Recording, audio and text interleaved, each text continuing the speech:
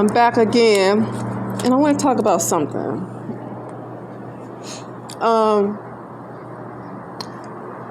At this point, I don't think brown people are just going to be taken seriously. Here's why.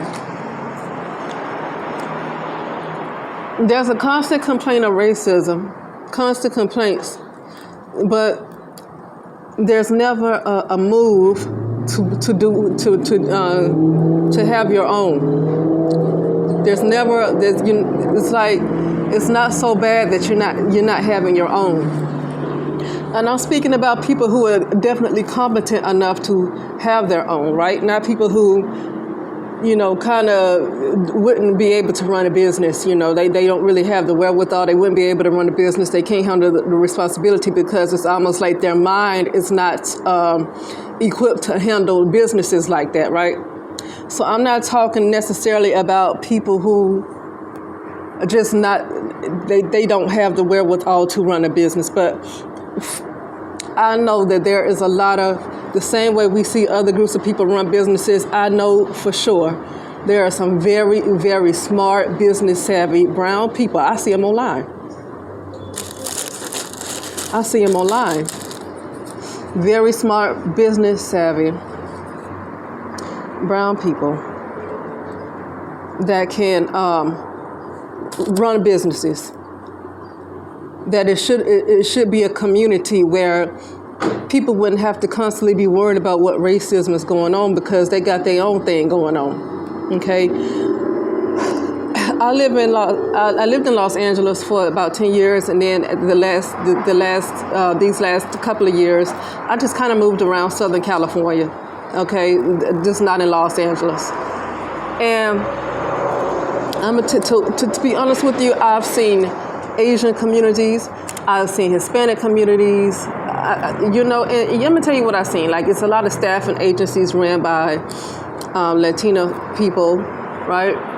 And a lot of jobs in warehouses and stuff like that where a lot of Latino people work, right? So, and then it's so many restaurants. It's not funny. It's a whole lot of Mexican restaurants. Okay, it's a lot of Mexican restaurants. Dealerships. I mean, and a lot of auto shops, right? A lot of auto shops. I've seen throughout Los Angeles, that seems to be dominated by mostly, I'm just going to say Hispanic because I don't want to just say Mexicans, right? I don't want to just say Mexican, but I'll say the Hispanic, by Hispanic. So when I look at most of the tire shops, a lot of auto shops, like if it's not Midas or something like that, something like that's well known. Other than that, a lot of that is dominated by them. Okay.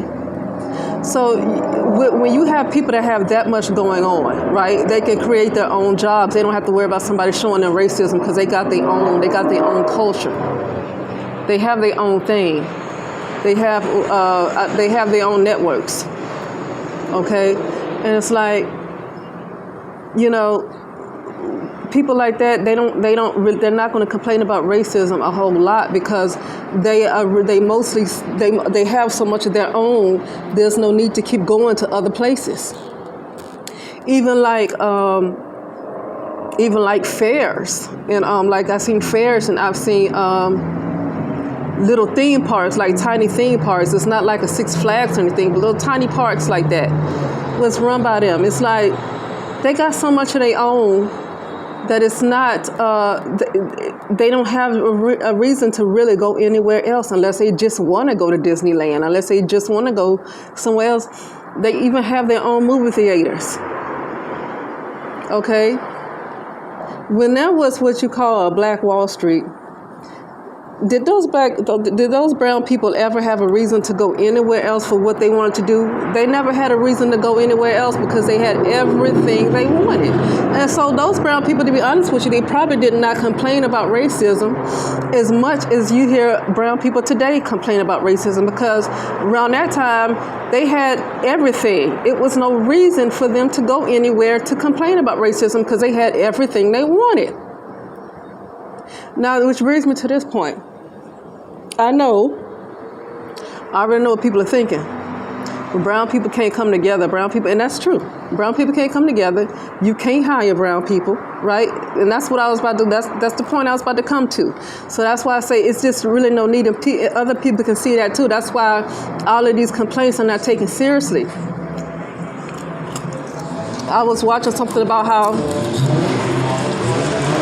some little girls was mistreated at Sesame Street or something.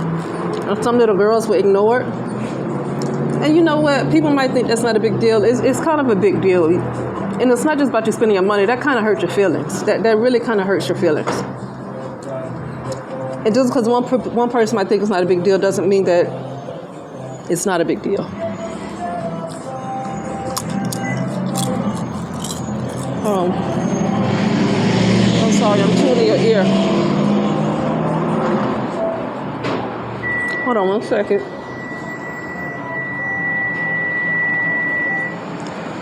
Let me get the eyes.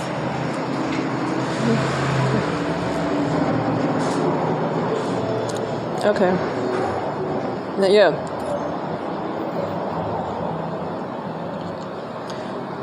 That mother had a right to be upset, but here's what I gotta say. The reason why you can't have brown people to have something like that, because there's always some kind of violence, there's always some kind of fight, there's always some kind of shooting. Brown people cannot get along like other communities. I get that there is dysfunction in other communities, but not to the level of where they can't have their own businesses. I get in the Latino community, there's a whole lot of dysfunction. I used to drive Lyft. I used to hear the stories from a lot of these guys that take their kids to school and how violent it was. So I get it that there's dysfunction among all communities.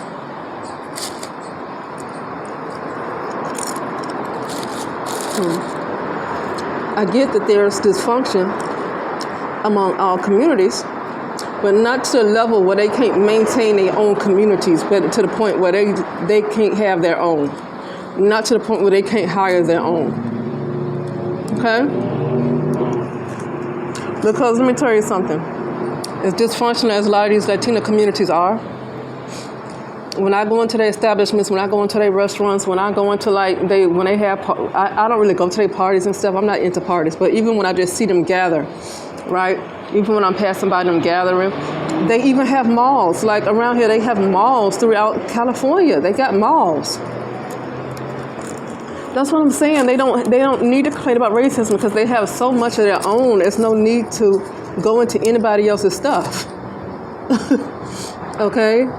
And so but when I go into the mall and stuff, they are not as let me say it like this, they're not as ghetto as brown people are when they come together. Because like not all brown people are ghetto, but when they come together, they are ghetto. Okay, so not all brown people are ghetto. I can go into a place, I'm not going to be ghetto. I honestly don't like a lot of attention. You might see a few people, they might know how to behave themselves, right? But when you talk about a collective of people that come together in certain establishments, it might turn ghetto. Like when I used to live down south in Atlanta, what was it called? It was an area that was supposed to be nice, but there's a lot of areas that populated, and malls and stuff populated by brown people. This was in the 90s, so I forget. But anyway, it just turned ghetto. It just turns ghetto. It doesn't mean that every single person is ghetto, but for the most part, when brown people come together, it is ghetto. It's ghetto. It might be violence. I never seen anybody else that come off a party, come off of like some kind of maybe 4th of July barbecue where they have like hundreds of people out there. No. And some of the first things that you hear them say, first things that you hear brown people say is that we are so glad we had a good time, nobody was shooting. You don't hear that from no other groups of folks. You don't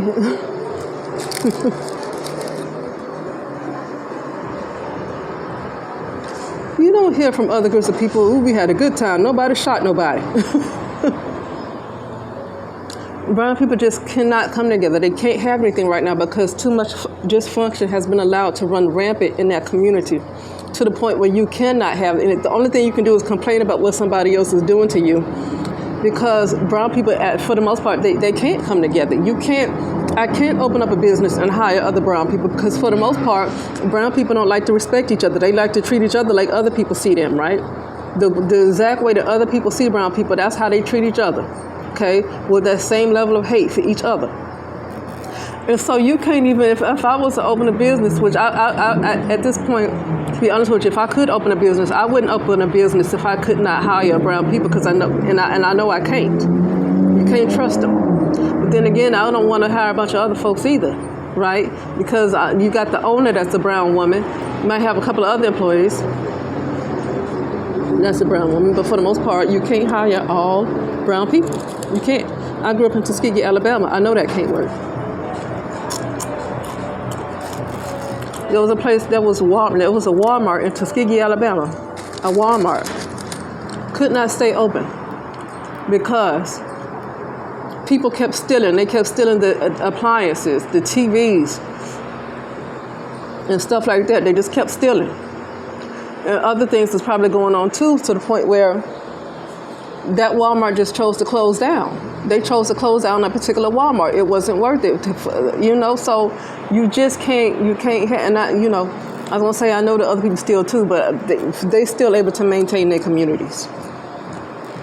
And then there was a place called Bud's that opened up. After Walmart closed down, there was a place called Bud's that opened up, BUDS. It was like a generic Walmart, like it was a generic Walmart, Kmart, right?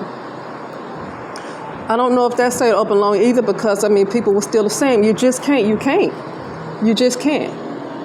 So at this point, the only thing to complain about is what's wrong with brown people. And it's almost like as if other folks owe you something. Now, as far as that Sesame Street thing, it's like going to Disneyland. It's like brown people taking their kids to Disneyland. Now, if it's that bad where you can't take your kids somewhere where everybody pretty much go, no matter what ethnicity they are, Asians or whoever, when it's something big like that, a lot of people like to go to things like that. I can see the expectation of having a certain expectation of how your children's supposed to be treated in those kind of places, because it's kind of like it's like a big event, right? It's something big. It's almost like Disneyland. It's something big. And it's places I get that, but now we see that nobody's taking brown folks seriously. I think nobody's going to take brown people seriously because they know brown people will never form anything of their own. Folks are just not having any kind of problem with these apartments and what they're doing and having people evicted. And that's not to say that it's people who are non-black that's not evicted too. I believe that too, but people are not having a problem with it. People are not having a problem with just really mistreating brown people because they know at this point it's no real repercussions. They know that brown people won't come together and form their own because they cannot come together. They can't come together. When brown people do try to have something, it does not work. It does not work. So,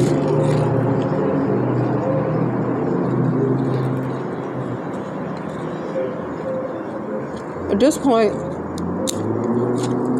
I do agree that people with the wherewithal to start their own business, because you need the wherewithal. I really hate the notion that everybody who's brown skinned need to have their own business. Everybody who's brown skinned don't have the mind to do that. I don't like that notion because you don't even hear white people saying that. All white people need to have their own business. Who gonna work? But at the same time, do all of them have the business? Do they have the mind for it? Some of them are. Some people are delayed in that department when it comes to intelligence. They're delayed. I think people don't take that into account, that some folks are delayed intellectually where they can't handle a business like that. They can't handle responsibility like that. So in that case, they need to be able to, everybody just ain't gonna be able to do it no matter what culture it is. Every white person can't own a business. Every Hispanic person can't own a business. Every Asian person can't own a business. It's gonna be a few people who are gonna be lacking where they can't handle businesses like that and the responsibility that comes with it, even if they working for themselves and that's it. It's still documents and responsibility that still go along with that. And some people don't have the intellectual abilities to really handle it like that. So I'm not one to say everybody just need to have their own business. That don't even make no sense. But what I'm seeing is here. This is what I'm feeling. This brown community, the way it is right now, a lot of energy is going to be cleared out. It's going to be cleared out. And maybe in the next, I don't even think it's going to be have to take as long as 10 years, maybe 5 to 10 years. Then it's going to be fresh again. It's going to be fresh. And then you're going to see where brown people can come together once again and be like they were before. Right now, a lot of energy is being cleansed out. It's been too toxic in the brown community. There's a lot of young ladies that's killed while they're pregnant. I keep seeing these little thumbnails on people's videos when young ladies are getting killed while they're pregnant. It's a certain type of women that's being removed. I said that these bloodlines are not allowed to continue these. But a lot of women want to keep having babies by some of these men that don't even care if their child live or die. And they're being taken out. I mean, no more having faith in these guys. Let them have faith in themselves. They need to have faith in themselves. You're not obligated to have faith in nobody.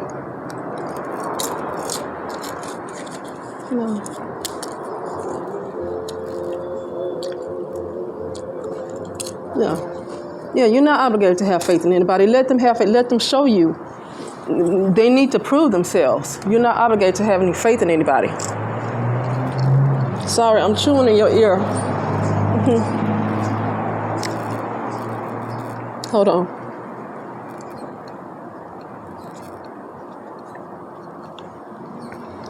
But the way the brown community is, where you have like a certain neighborhoods where a lot of women were having 3 to 5 and 6 kids. I really believe that Roe versus Wade was used to push more deaths among brown women. Okay, to cause the matricide rates to go higher. All right, because they're talking about how a guy has to pay child support at the time of conception. Excuse me. They got to pay child support at the time of conception. So I don't think the overturning of Roe versus Wade was really in the favor of brown people, because what that is going to do is going to put a lot of brown women who still want to hold on to the collective of men, and not caring about their character, not caring about who they are. They just so attracted to them. They like having sex with them, I guess, and they don't care if these guys don't want to provide. That right there, overturning that right there was to really, I mean, it was to stop other communities from having a bunch of abortions, because it's a certain group of people where they are, where they're not, their birth rates are very low. But I think for the brown community, that wasn't a favor to the brown community. That was to cause more deaths among brown women. That is going to, it's even an article that says the overturning of Roe versus Wade is going to increase the rate in brown women being killed or dying, right? It's going to cause an increase. So that wasn't to help the brown community at all.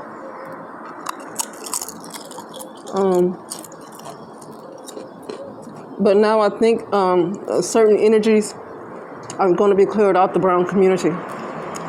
These women that want to keep holding on to a group of men that's unproductive. And obviously I'm not saying that for every single brown male is unproductive, but there's a large amount that's unproductive. But the reason why I feel like they're unproductive, because people kept wanting to make excuses for them. White supremacy is the reason for everything they do. And when you have a group of men, well, you don't challenge them. You don't challenge them to be men. Like other communities challenge their men to be men, but you have the brown community that they don't challenge their men to be men. Then this is what you have, a group of people who's unproductive that feel like they don't have to work for anything. Okay? And this might be why they appreciate other groups of women, because other groups of women might make them work. I don't know. Other groups of women might challenge them. I'm not really sure. But this community, a lot of the women don't want to challenge the brown male. They want to keep pampering the brown male. And that's why he turns around and resents her. Okay? Now, I realize there's a history with brown people too in interracial dating, and how for centuries there's always been an attraction to the white woman, I guess. So I'm not going to completely blame the problems just on the brown male being pampered and stuff. But that is a huge part of it, because that removes his masculinity. There's hardly any masculine men left. So blaming white supremacy on everything that he does, and then want to hop at the front lines every time. And then want to hop at the front lines every time he could get shot by white police officers. The women want to hop at the front lines. You strip him of his masculinity.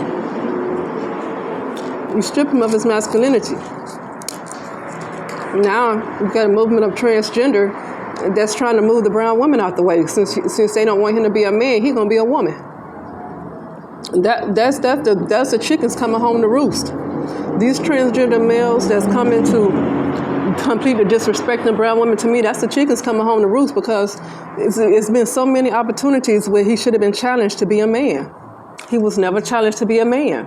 It was always excuses made for him. There's been so many ladies in comment sections that talk about how they were raised to be more masculine and be more responsible, where the boys were raised to be more like females. Okay, well now you got a whole group of men who are disrespecting brown women, calling them, thinking they're more feminine than the brown women. That's the chickens coming home to roost. Okay? But anyway, that's it. I really was talking about,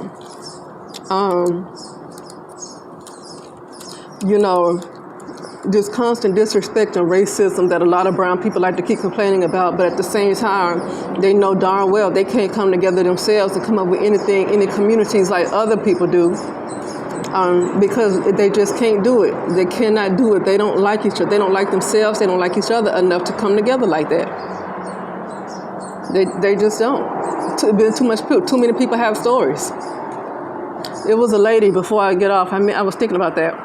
It was a lady that has like a wellness type of center where she does cleanses, steams, like V-steams, but she do other cleanses too. I think she do wraps.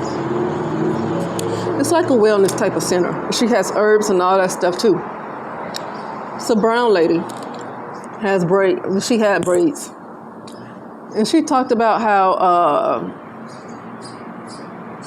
she has all kind of white clients and all kinds of other clients, but this one brown male who was a client that came into her establishment just messed up her establishment. Like, he went into the bathroom and I don't know what he did, but he just kind of like rubbed his, what's that called, excrements. I don't want to call it anything else. He rubbed it all over the walls. This is how much, that's another problem, is that why brown people can't come together and do this, especially if brown women try to do anything. Because if brown women come together and try to do anything and try to create stuff and businesses, you have a group of men that's competing against you, that you give birth to, that's in your community. You have a group of men in your community that competes against you. And that's another thing that's going to hold you back from brown people having their own thing. That was clear jealousy of that man, saw that she had her own company, and that was clear jealousy. Out of all the white clients and other non-black clients that she had, this guy comes in and just ruins her bathroom. Brown male. Okay? So, and this is not to get on bashing brown men, but I'm not going to look over what's obvious at this point. I'm not going to look over what's obvious. So this ain't about who, that's gaslighting too. When you just stating the truth and you just talking about what you see, and they always want to come back with, do you hate them? That's gaslighting. That's classic narcissistic behavior. That's gaslighting. You just pretty much saying what you see. It ain't got nothing to do about how you personally feel about anybody. I don't have any personal feelings towards the brown woman or brown male at this point. Honestly, I let both of it go. But you still say what you see without having somebody want to gaslight you and say, oh, you hate it. No, you're just saying what you see. That's all. It's just my perspective of it. That doesn't mean that I hate a group of people. That's gaslighting. It's because they hate for anybody to see what's actually going on. Like, they hate for people to actually see what they're doing. Right? But anyway, yeah. So, yeah, you can't. But anyway, that'll be it, and I'll talk later.